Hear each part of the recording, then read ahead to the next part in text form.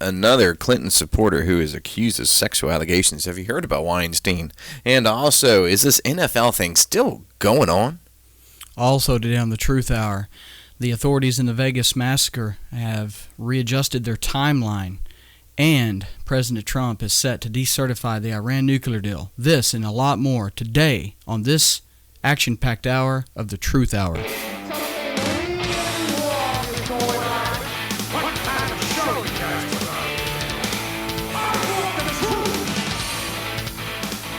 Alrighty. Good morning, everybody. I'm joined here with my best friend and cohort, Dave Deagle. Hello, Dave. Good morning, everybody. Good to be here with you, and good to be here with you, Yeah, absolutely. Shane.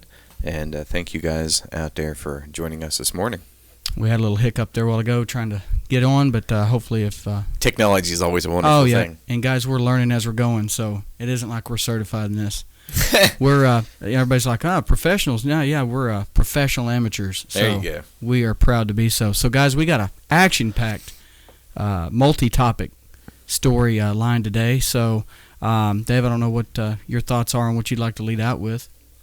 Let's go ahead and start here this morning with this new information that's been coming out about the, I believe it was last night that the Boy Scouts have now accepted unanimously to bring in girls into the Boy Scouts. Which would mean that it's not the Boy Scouts anymore, correct? It's, I would venture to change the name. The Co-Ed Scouts. The Co-Ed Scouts. We could come up with all kind of wonderful names for this, but why would you call yourselves the Boy Scouts if you're going to have boys and girls in your group? Unbelievable stuff there, yeah. I'm not real familiar on this, but I meant that the topic itself is pretty self-explanatory. I think this has been a push for a long time. It really has. Yeah, it's been an exclusionary situation where, I guess a portion of I guess, I don't know. I've always said this is a push by the left as well, and this is just another example. But, I mean, you have two separate entities here for very specific reasons. The Boy Scouts are the Boy Scouts for a reason. The Girl Scouts are Girl Scouts for a reason. The Boy Scouts have, for the better part of a century or longer, been a staple in this country. Yeah. And they set a precedent for young men to do outdoorsy, skill set type manly things. And, I'll be the first to say it's for the boys. There's nothing wrong with saying that. But today, you almost have to look over your shoulder if you say something like that, right? We can't have exclusion. But, the reality is the girls can get the exact same sort of trips, outdoor activities, time with other girls and Girl Scouts that I don't see this idea of opening up the Boy Scouts to the Girl Scouts. And you're going to have a lot of issues that come up, because now you're going to have scout leaders, chaperones that are women to be there. And I understand that from what I had seen that the Boy Scouts had said, well, this is going to make it easier for parents because so many parents are so busy. This is going to give them another option. And really, in my mind, it seems like it's just another push. One of the girls, you see this in the video that's playing right now, her picture. This is one of the girls that is making this big push, and she's got a pink pin on her chest. And what does that say? And it says, "Adopted Feminist for Hillary." Wow. Well, there's the your uniform she's wearing is Scouts of Canada. And so I don't really know a whole lot of background information about this girl who is involved in this. But, I mean, just that pin alone shows you where this is coming from. Yeah, because they want infiltrated out and everything, even though they got their own thing. And so what do we got now, right? I mean, this is throughout the whole United States. You're not going to be able to have any separate entity for any group of people. Yeah. And as Lauren says, we're going to have an issue now of teen pregnancy. Yeah, absolutely. Hey, welcome, Lauren. We appreciate your presence here. This might actually benefit the Boy Scouts. There might be more boys join. Yeah, because the we girls get there, yeah. outings with a bunch of girls there Well, too. yeah, you know what's going to happen here, Dave, is this is on the kind of a comic side of things. So yeah, you're going to have, like you just said, you're going to have a rise in enlistment there in the Boy Scouts and probably even the Girl Scouts, because now it's a co-ed situation and they're going to be. But what's going to fail or falter is the structure and the practicality, maybe even the morals and the principles that have been instilled, because of the fact that boys ain't going to be stuck for that reason there. They're going to be, they're going to be there to see the girls, and the girls are going to be there to see the guys. And you just touched on something huge. I mean, think about all the chaperoning situations and all the contentious situations that are going to be inherent in this. Yeah. Horrible. It's going to limit their ability to do things that they had done before in the past. Yeah. Because you're going to have a lot more chaperone, a lot more rules in place for things. Let's tie this into, how about the situation, like even our church has, what could we correlate this to? Well, we have, we have our summer camps. What do we call that? Our church camps in the summer, when the kids are on summer break, and those are strictly guidelined and monitored, and there's certain structures and things that we have to have in place. And there's a lot of logistics. Yeah, and there's a lot of parents that having look to at try that. to keep these groups separated. Yeah, at all times. And it's a co-ed thing, Yeah. but it's like in the camp that we're discussing. We won't say any names, but it is a co-ed situation, but it's also segregated. There is. The boys are over here and the girls are over here, and at very limited times are they ever allowed together, and it's more of kind of a boys camp and a girls camp that is slightly combined, right? Right. And it's just, and Lauren, like you say, the training is going to suffer. The idea of what Boy Scouts is going to suffer. And honestly, it's been suffering for years. Yeah. This whole homosexual agenda that was brought in a couple years ago, that they voted, they're not going to rule out, even though, one of the mainstays of Boy Scouting is, God, country, and the whole religious aspect of it. Yep. And that was all thrown out the window. And so now, we're going to keep making this go further. And, we're going to really kind of toss out religion per se. We're going to still call it Christian group, but we're going to change everything about it that it really says what Christianity is. And now we're just going to bring women into it. And you know what I think it really comes down to? Money. Could be. It's been declining for years. Yeah. Boy Scouts has. Right. And so now we open the door up. Right. And so this is more money that can come in to the program with the selling of items for their trips and all these things that they and the sheer pressure too. I think too, along with the lines of what you said. But when these organizations are under maybe even financial constraints, it does make them more susceptible to political pressure.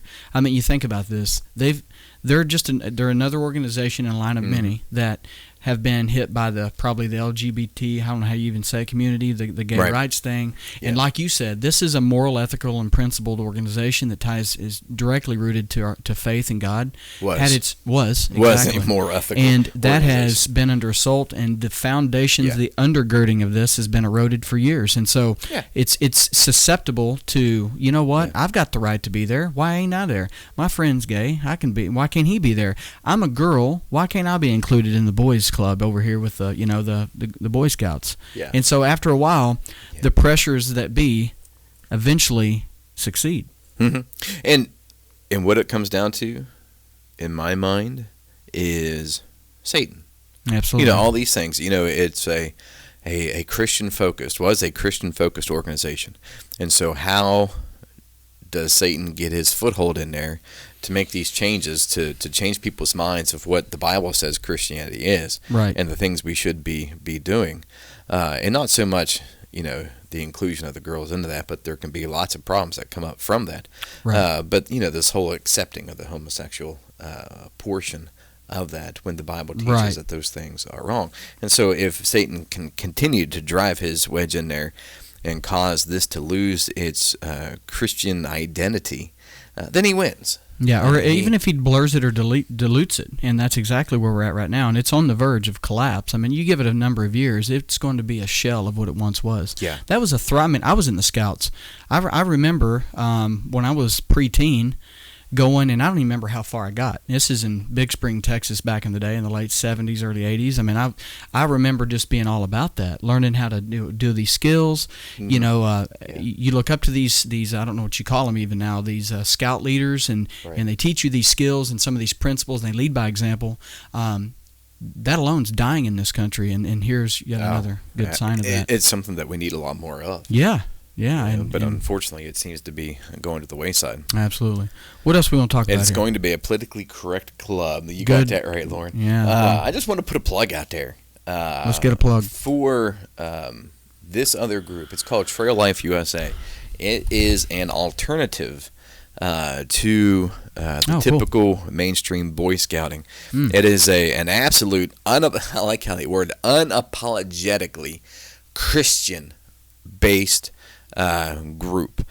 Trail Life USA. I believe it's .com, might be .org, but just type in Trail Life USA, and it is has come out of seeing, and they've been around for a while, seeing where the Boy Scouts are heading to and needing to come off of that and still hold to those Christian principles in scouting and building character and leadership. Unapologetic. So I wonder if they have a basis of apologetics inside their, you know, like absolutely. You know? That's a great question.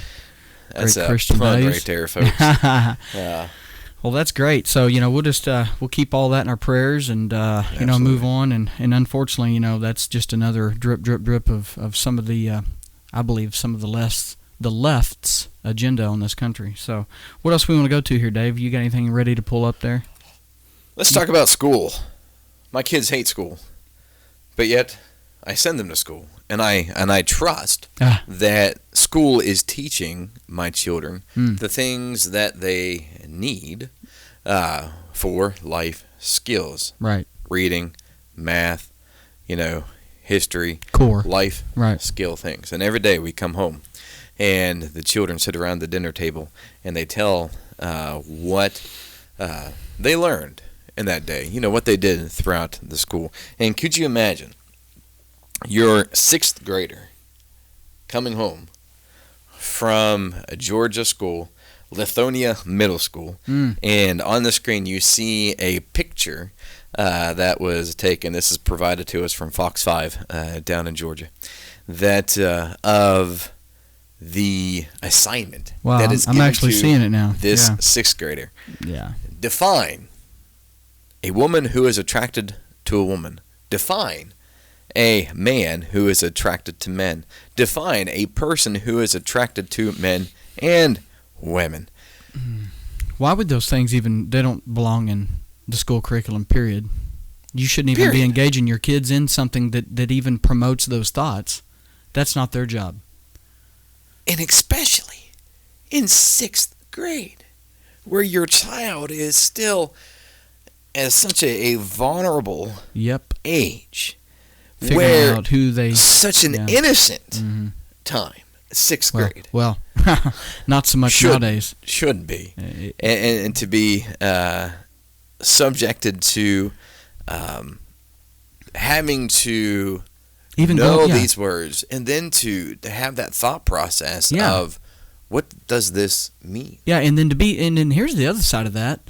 To then be forced, this is a forcing to be vulnerable back and be responsible and accountable for those answers back to a teacher that no one knows what scrutiny that's going to entail and what ramifications might follow, right? Right. I mean, that's just not cool. It's not cool. It's the younger that we can put into the minds of children that these things are okay, right? The younger that we can put into the minds of children that homosexuality is normal, right? Right. It's not a choice. It's genetics. The younger that we can indoctrinate them with those ideas that are not fact-based at all. Science has proven exactly opposite, that it is not genetics that do those things. Right. That and then as they grow older, well, that's just normal. That's just the way it is, and that's not wrong. That can't be wrong. Right.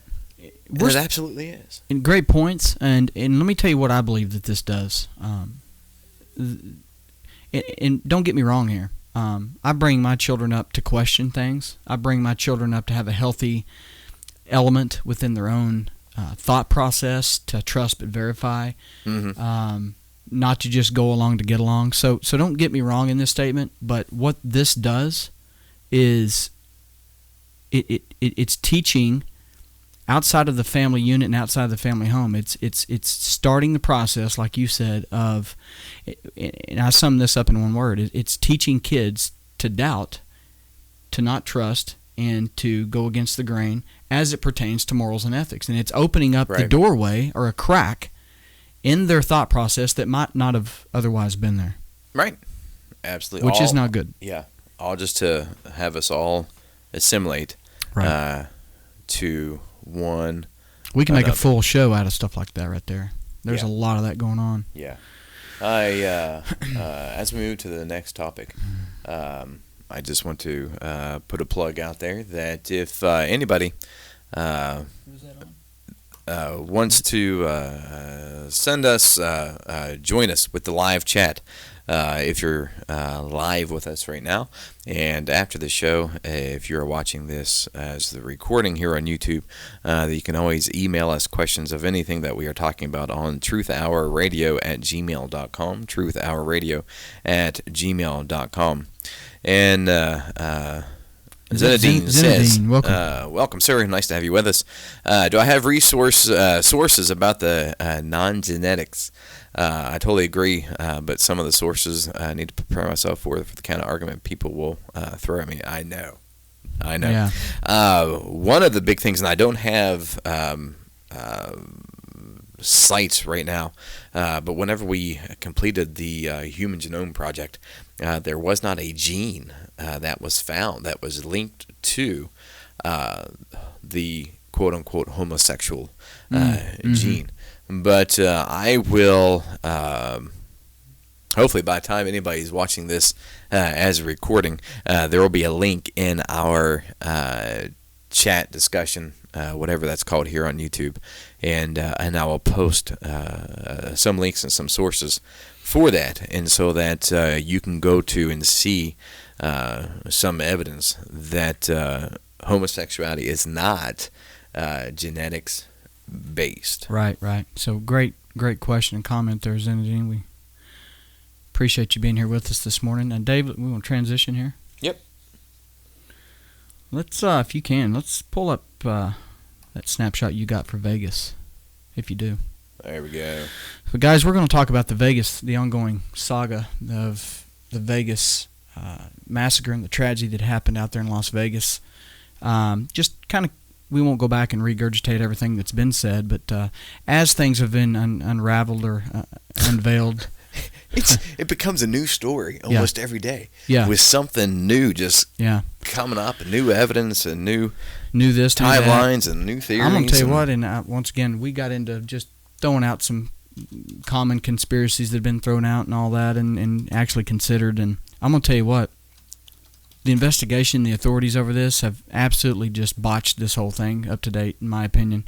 The newest story is that the Vegas shooter, Paddock, that sometime in the last few hours or day or two, his residence, which has been thoroughly combed over, supposedly, and has been raided initially there by law enforcement following the massacre, has been burglarized. Now, my first question, how does that happen? How do you? So you've got a huge piece of evidence. That just happened this weekend, right? Yeah. How do you have a huge piece of evidence like that of the residence of supposedly this man that's guilty, which I still hold out skepticism. I have a lot of questions. But anyways, you tie into that. So where's the law enforcement? Where's the protection of the property that's still under or part of the investigation? And then here's another kicker that ties in and just fuels the fire for the conspiracy theorist. And to me, there's nothing wrong with a good, healthy, conspiratorial type attitude, of questions, of trust but verify. Is now the authorities are changing the timeline of the shooter, the officer that was killed. Up until a day or two or three ago, the story we've been fed has been that the security guard, that this shooting happened, that Paddock took off on his masker, shot for approximately 10 to 11 minutes, and then through a camera system had seen a security guard coming down the scene, approaching the door, and that deterred him enough, and that he then turned and shot through the door, shot the security guard, and then in come the police a matter of minutes later. That's not the case. Supposedly now the timeline is security guard, for undisclosed, unknown reasons yet, confirmed, that have been confirmed yet, it's still unknown why, was in that hallway on the 34th floor, 32nd or 34th, Dave? Which one was it?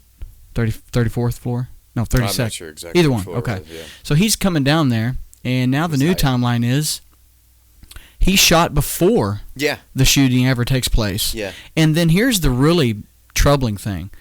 Approximately 6 minutes, I think, before that other hotel personnel knew that this security guard was shot. I'm sure they did, through video surveillance probably, and also radio communications.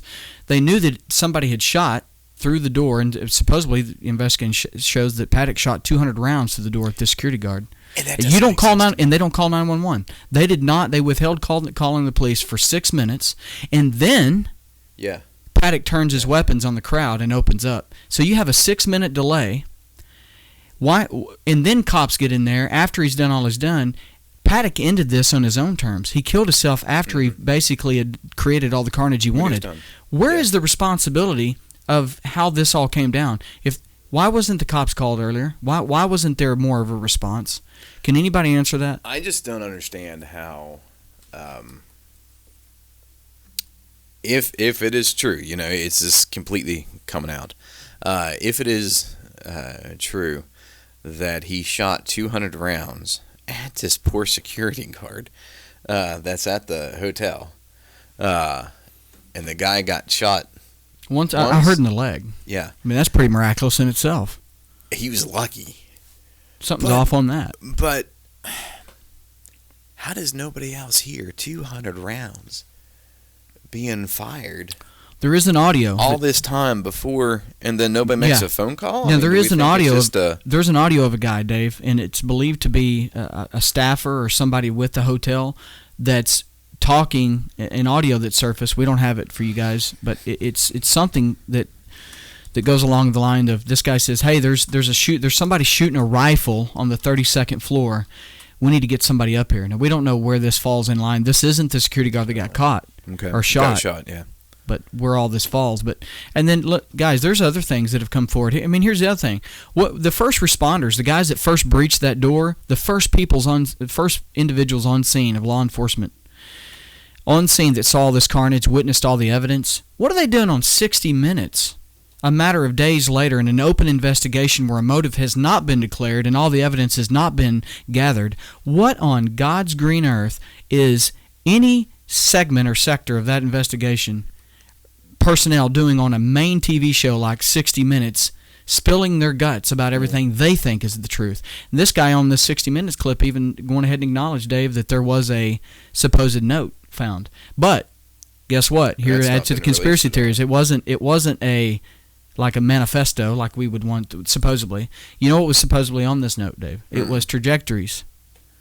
And wind and drop, and I mean, apparently this guy, this doesn't make any sense to me. I mean, you're shooting down on a target. I know we're going to get into some really good logistics here, but you're going to be shooting down on sitting ducks, fish in a barrel type scenario.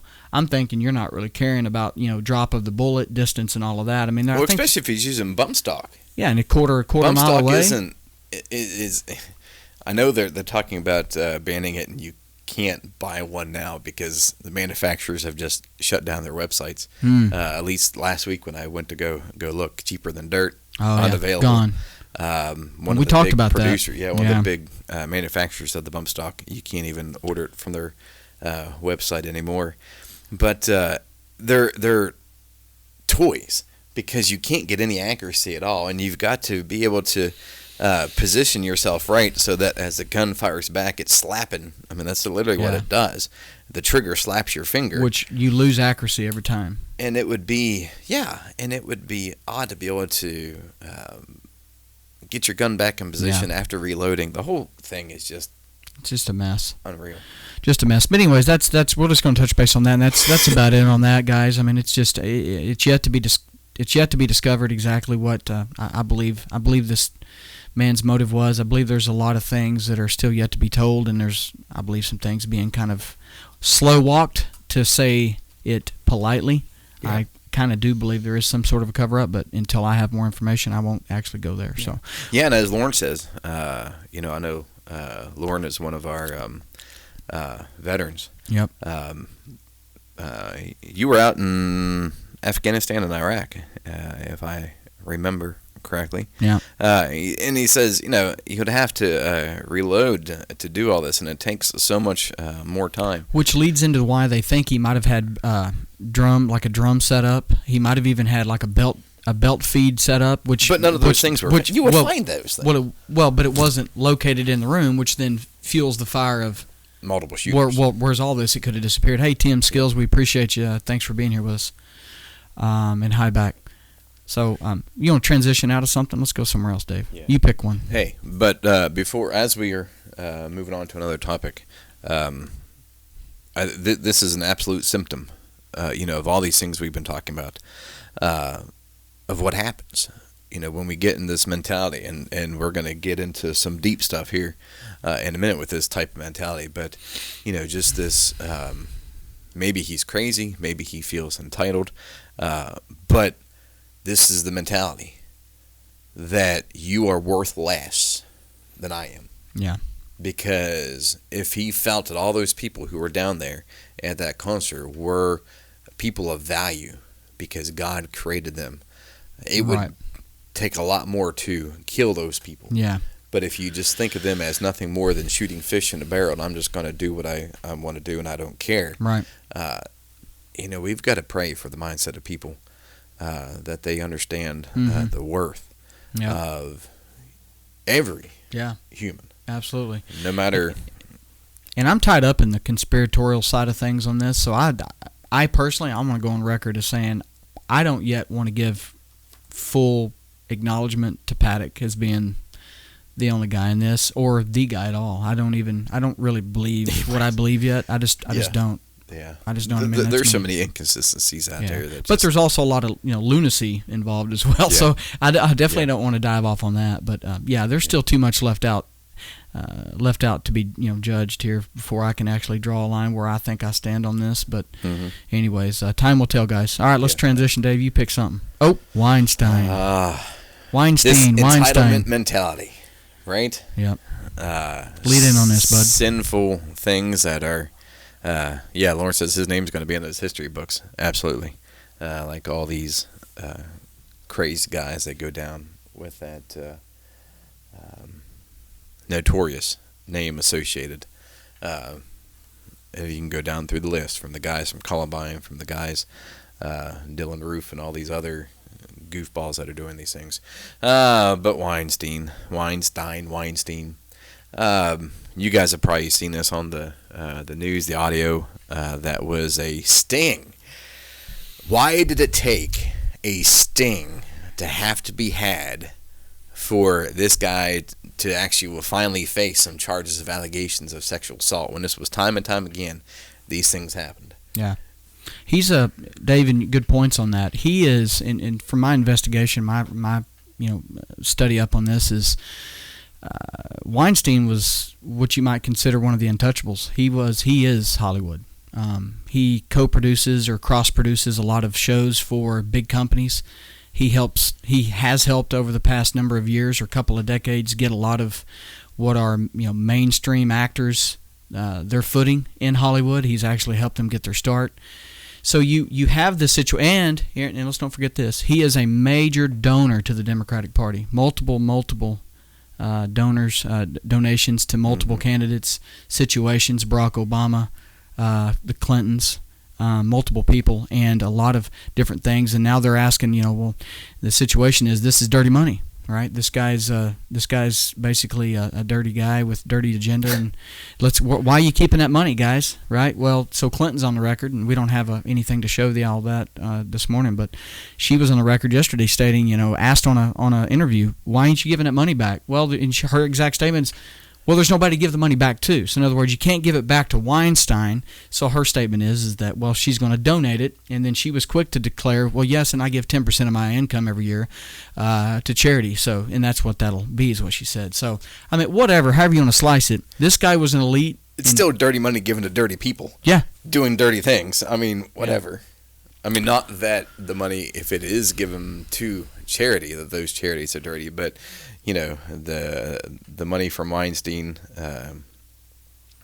given to people who support abortion, people who support all these sinful things. Right. One thing about Weinstein, whenever back in it was in the 80s, I believe it was 1989, he had produced a couple movies that were very provocative is the term I'm going to use, and the people that make the ratings for movies, whether it's rated G, PG, PG-13, rated R, they had made his movie. It was so provocative that they rated it as an X. Wow. Well, I guess we can all determine what that was. Well, yeah, and so this guy's had this mental issue with sexuality for years and years and years. It's not something new. But he sued the rating group back in 1989. He sued the rating group back in 1989. And they conceded, and the lawsuit was dropped because then they came up with this new rating system. Right. NC-17. So it doesn't sound right. NC-17. So it doesn't sound so bad. We're not going to give it an X, but we're going to give it NC-17. And so another way, one of these things of if we can change the verbiage, it doesn't sound so bad, right? Dilute it, minimize right. it. Yeah. We don't commit the sin of adultery. We have affairs. We have mistresses. We try to put a good sounding spin on it. Mm-hmm. So it's not an X-rated movie. It's just NC-17. Yeah.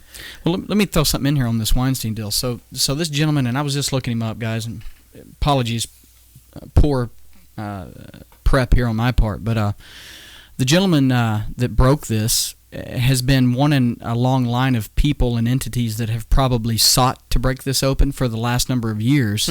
But there has been allegations of suit by Weinstein upon any individual or entity that dare stick their head out of the sand and try to, basically do anything. It was like the biggest version of whack-a-mole. All right, you're going to stick your head up, dink.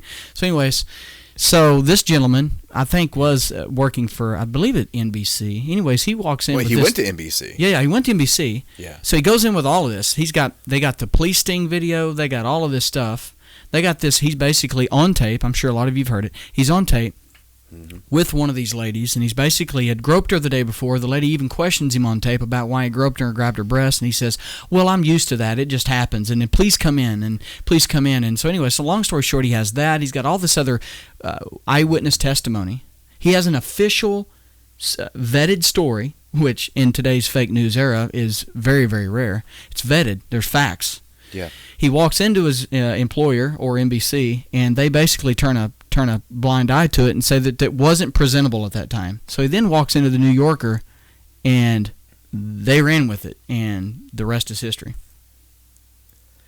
It makes you wonder, was it, as Lawrence says, that's what makes him the untouchable. He has a close association with so many powerful people and money. Donations and pay. I call that another version of pay to play, and the Clintons actually champion that. You turn a blind eye to these things because of what that person can supply you. Yeah, it's a sad day. It's a sad day, and it's a breakdown of morality, breakdown of ethics. There's a whole. This is just another in a long line of symptoms that the Democratic Party has to deal with. Their leadership is basically aged, and there's I mean, this is another subtopic, but they're talking about bringing in new younger leadership. They're ready to get rid of the vote out the Pelosi's and the who's the other lady I'm thinking of. There's just some of this, the aged leadership of the Democratic Party. But to me, it isn't the individual age of any of these individuals or people. It's the message they carry, and it's not one of ethics. It's not one of morals. It's not one of principle and truth. So until they change that, they will continue on the slow decline. And as long as there's a base like Trump has, speaking the truth, putting light where darkness is, and getting rid of some of these lies and this deceit in this country, that's just going to continue on the upslope. A sick world and a sick people. Absolutely. Sick land is the issue that Isaiah faced in Isaiah chapter 1. Yeah. And it's the same, history repeats itself. It's the same thing we are seeing here. Sick Rinse and leadership, repeat. sick, sinful people with a sick, sinful mindset who are just simply trying to do anything they can to please themselves. Yeah. That's what it comes down to. And then anything good, we say that is evil. And anything that's evil, we say, well, that's good, that's pleasant. You find it weird, though, Dave, like real quick, and we'll transition off Weinstein, but you ever find it odd that, I noticed this, they stand out like sore thumbs when I hear these hypocrisies, but you have there was pressure in recent days for the establishment left to come out and condone and condemn Weinstein and his actions. And it took Hillary and Brock and all them a long time to come out. But here's what's funny, what's funny. Like look at Clinton, and she comes out and she finally disdains it and says, "Oh, this is horrible. It's a tragic thing." And distance. Now it's a cascade. Everybody's going to distance himself. But isn't Weinstein's actions the same thing that Bill Clinton did back in the 90s? And wasn't Hillary standing by Bill's side to defame and besmirch and degrade these women that were accusing Bill that were factual? Right. Where was she? And she's a champion for women's rights. Really?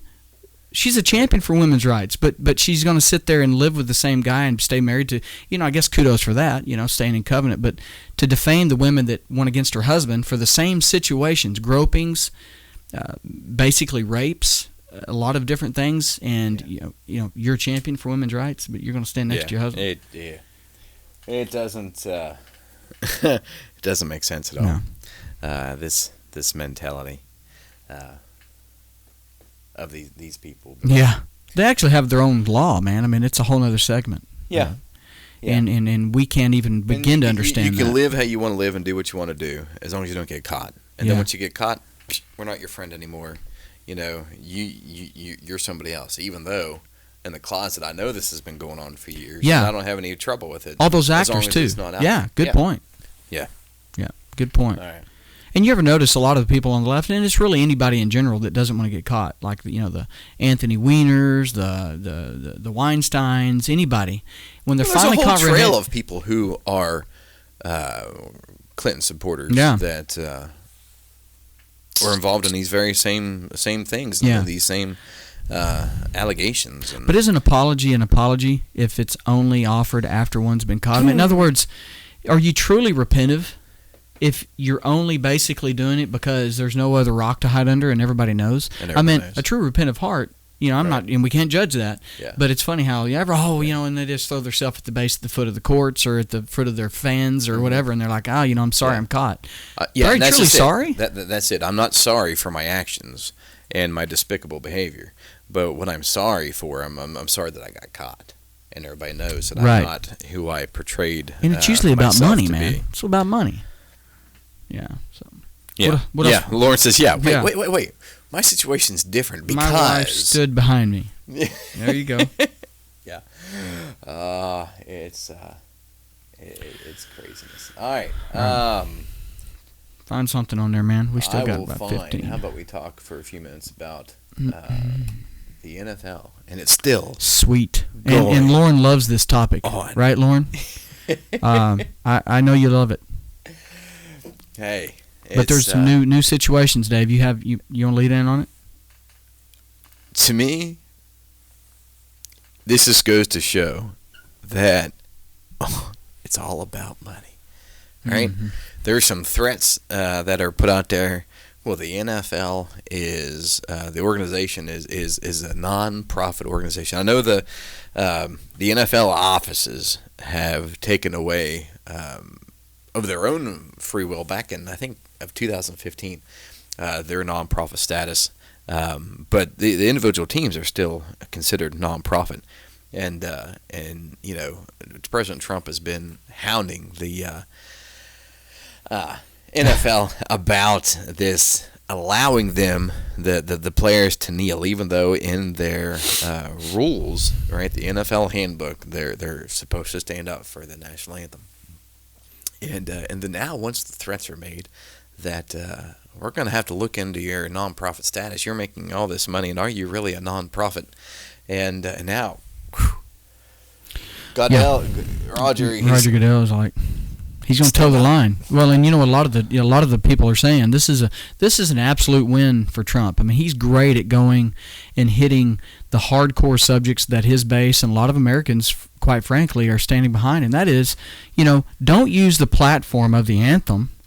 Don't use the platform of tens of millions of people during the anthem to try to get your point across about something that you don't agree with. It's the wrong time, it's the wrong platform, and it should not be allowed. And so what Goodell's actually done, he's come out after weeks and weeks of pressure and seeing huge declines in the ratings for NFL. I mean, you want to talk about a roller coaster straight from Mount Everest down to the gutter? That's what's happened. And what he's done is he come out with a letter, layman's terms, you will stand during the national anthem. Absolutely. And like I said before, Lauren here, is one of our combat veterans, and you see what he and countless other veterans, they went to battle. We talk about, they wrote that blank check that up into including their life, they will defend the freedoms of this country, right? Right. And that flag means a lot to them.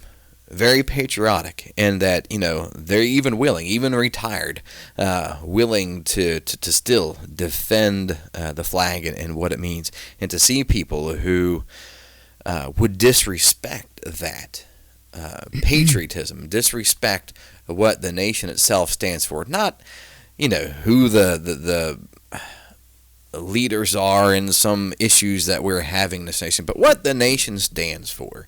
Freedom, right? Yep. Hope. Hopefully an ethical society. And to take a knee for all those people who had fought before and all those people who are still out there away from their families, putting their life on the line, it's just absolutely disrespectful. And as I've talked to Lauren, hurts and angers because of it. Yeah, and great comments there, Lauren. Sponsors should pull out. I mean, boycott all the way in a lot of different ways. I mean, I love a good football game, but here's my thing. If I pay a ticket or I subscribe to an NFL channel or I do whatever, and I can guarantee you, I want to be entertained. I don't want your political statements, and I don't want to be educated on what you think is wrong with the country. I want you to do what you've contracted to do, and that's play the game for the multi-million-dollar contracts that you've been gratefully given, and basically keep your opinions about politics out of it until you're done with the game. But let me highlight one thing about Roger real fast. The only thing, I'm grateful that he came through, but he hedged his position, and I don't have it in front of me, guys, but I wish I did. I read his actual full letter and his statement, and there's one key part of that he actually, in my opinion, is way off course, and it goes ahead and shows that he's basically doing this for money, like Dave alluded. His statement on that was that the current protests of the anthem, of the national anthem, are here's the key punchline, guys, listen to this, is degrading the unity of the game.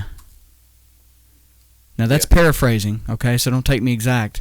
So, do you not find anything wrong with that statement? Here's what protesting during the national anthem is degrading. It's degrading the unity of this great country. Who could care less about the game? I could care rat's backside about the game. But is it degrading that? Possibly, but why would he even call that out during his letter to the NFL? Why would he call that out? Why wouldn't he just say it's degrading the great unity of this country? Instead, he does tit for tat, Dave, and goes right back to what really the meat and potatoes of his discussion really is. It's about the game and the unity and it's the pay to play. Mm-hmm. It's about money. It's horrible. It's about the unity of the country, not the game. What do you think? Yeah. Yeah, Lawrence says it's a little too late. The only thing he's saving now is his bank account. Well, exactly. That's absolutely, yeah. Yeah, and in our own backyard, the Pittsburgh Steelers, that's what Lawrence is talking about, the Villanueva. I think we talked a little bit about that, and you've probably seen that on the news. He came out of that tunnel when the rest of the team stood back, and then later he apologized. Yeah, which is, I'm furious about that. He apologized because the team had made the decision to stay in the tunnel during the national anthem, but then Ben Roethlisberger came out and says, "Oh, well, no, we didn't make the decision. We were coming out, but we got held up." Yeah, but we talked about that, Dave. Yeah. So how many times over the last X amount of decades or years has any team ever delayed or missed the national anthem? Oh, if your cheerleaders actually held back some 250-plus pound guys, yeah, that's funny. You didn't want to be out there. Quit freaking pandering. That's what it was. And they saw the Steeler Nation rise up and get angry, and so then they wanted to try to detract what the decision they had made, and he says that he should never apologize, and I really think he was forced to. I really think that he was forced to go up there and give that apology, and I think he should apologize for playing with a bunch of snowflakes who would even think about staying in the tunnel. Yeah, Villanueva had nothing to apologize for. I do. Yeah. It's unfortunate that he did. But hey, he stood up, and then he's at least earned the right to then have an opinion about why he did it. And then if he wants to apologize and kind of then be more inclusive with his team, he's allotted that right. He's fought, and been in harm's way for this country. Mm-hmm. So you know what, the rest of the team, they can claim fame for whatever excuse they want, but we all know the truth. Yeah. Yeah, as Lawrence says, apologize for degrading my brothers and sisters that have fought and died for us to be able to watch these spoiled millionaires play football. Yeah, their hardest day. Their hardest day is I'm trying to figure out how to say this, but yeah, they have nothing. They should have nothing but gratitude in their hearts. They have nothing to worry about. They don't know what the average everyday common Joe has to go through and think about and weighs on their mind. Everything they've ever wanted or needed is taken care of. So you know what? I don't want to hear their opinions. All right. We got a few more minutes, and what else? We got the Taliban release. Nice. This is good news. Yeah, it's amazing. I'm not sure how this came about, but an American hostage was released by the Taliban. Plural hostages. Just the other day. Yeah. And so we're thankful for that, and we hope and pray that they're able to come back safely to the States and get the care that they need as they come back. But crazy story how they got there. I don't know if you heard about it, Dave. No. But and I got to say, I've got sympathy for a lot of folk. But some of these people you hear about that get actually captured by ISIS or the Taliban or Al Qaeda, you'd be surprised. It isn't like you think, oh my gosh, were they in Jamaica and somebody threw a bag over their head and kidnapped them and took them to Afghanistan and then all of a sudden they're no. Well, that's Hollywood, right? You know what they were doing? They were hiking in Afghanistan. So these two children that are on this picture were born in captivity. Mm-hmm. She was 7 months pregnant, I believe, whenever they were captured. This family, this lady and her Canadian husband, were, I guess, having a sightseeing trip in the mountains or somewhere in Afghanistan, and were captured, and then subsequently held in captivity for five years. I'm not making it light of it, but wow. We've been at war with that country for 10 years. I'm sorry, it's not going to be one of my top 10 places to go, and I'm not going to be there whenever. You don't want to go hiking through the mountains through there? Yeah. Anybody that gets caught by these regimes, if they're going to be in that country, is asking for it. And that's not to minimize their struggles. But we're grateful. But I want to tie in this something else, Dave. you wouldn't have, and they actually report on this, you wouldn't find this happening during the Obama administration. I mean, there's, in my opinion, a faction of the Taliban just up and releases, and we don't know all the details yet, but I can guarantee you there wasn't some kind of ransom paid, like Iran with a pallet full of cash. And Trump leads with strength from the front, not from behind, and I can guarantee you the days are numbered on these factions, and they probably saw the writing on the wall, and they're trying to barter something. Yeah. If they were smart, they would. If they were smart, they would. Yeah. It's just, I'm thankful. Lauren's been there and done that, hiked those mountains. You've been over there. I was in Iraq. I was in the archaeological digs of Babylon for a few months when I was over there when they caught Saddam. That was in late summer to early fall of 2003, and this was after I was in the Marines. I was over there with KBR and Halliburton as a civilian contractor for the Army, and like I said, I was over there. It was horrible stuff, man. That's right when they were ambushing people. In fact, I think while I was there, they had 4 KBR contractors ambushed, I think, in Mosul, and they hung them up from a bridge and burned them alive. And I mean, It was bad stuff, man.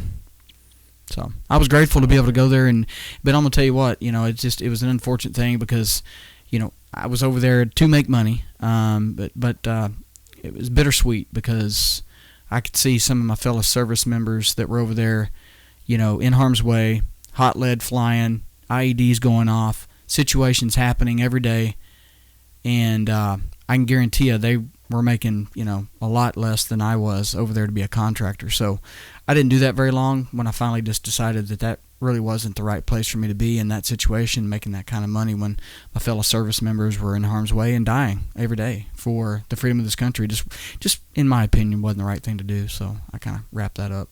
Yeah. A lot of sad things going on over there. Yeah. With good godly people getting hurt and being put in harm's way. Yeah. And we pray constantly. Yeah. For those men and women who are still over there. Mm-hmm. Dealing with that struggle every day. It is. Fighting. It's a blessing to have Trump in office, though. I mean, I'll tell you one thing, Dave. It's great to have the United States back on the map as a leader in this country. Being up front, putting our money where our mouth is. Leading with strength, not pandering, not bowing, not apologizing, standing up for the truth and the principle and the rights that are this country, and being, to our allies around the world. It's a bright and beautiful day, and it's just getting better as far as that goes. Unfortunately, that draws us into conflicts that otherwise we wouldn't be in under more of a pacifist type president like Obama that would rather just kind of, maybe apologize and ignore. But when you stand for something, there is a price for that. Yeah. It seems that, at this point we're in a good, positive direction. We've got a lot of issues, as us as a nation need to correct, and in my mind, it comes down to the heart of individual men and women. Yeah. That we need to change and come to God for that change, and so that things do get better. These random acts of violence, these random killings, for no good reason. Yeah. But need to stop, and these terroristic activities, to stop. And so, the world has a lot of sinning, and it's been that way almost since the very beginning. You look at Cain, kill Abel, and just that heart of murderous heart and jealous heart, and it's got to be my way. And all of us, nations, individuals, need to submit to God, because He's the only answer. Right. Jesus is the only answer. He is the only one, through Him, that we have salvation. He is the only one that we have the opportunity to see God, and it's through Him that we can really have a change.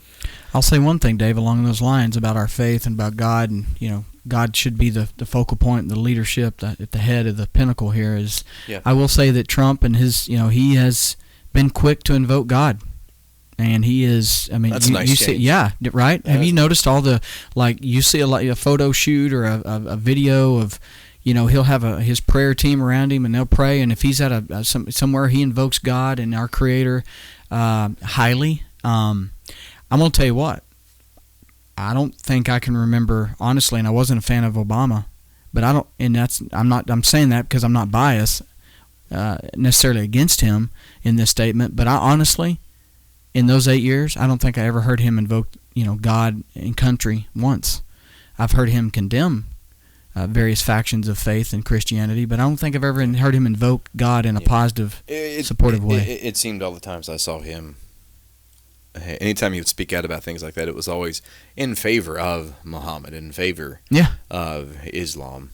And acceptance Christianity of all shouldn't that. be, and Christianity shouldn't be so harsh towards Islam, but in my mind, it's the other way around. It's Islam that is consistently. He used to oppress Christianity too. Remember that? Yeah. Like the Crusades and a lot of death and strife. Anytime you can put down Christianity and rise up atheism or rise up Islam or some other group.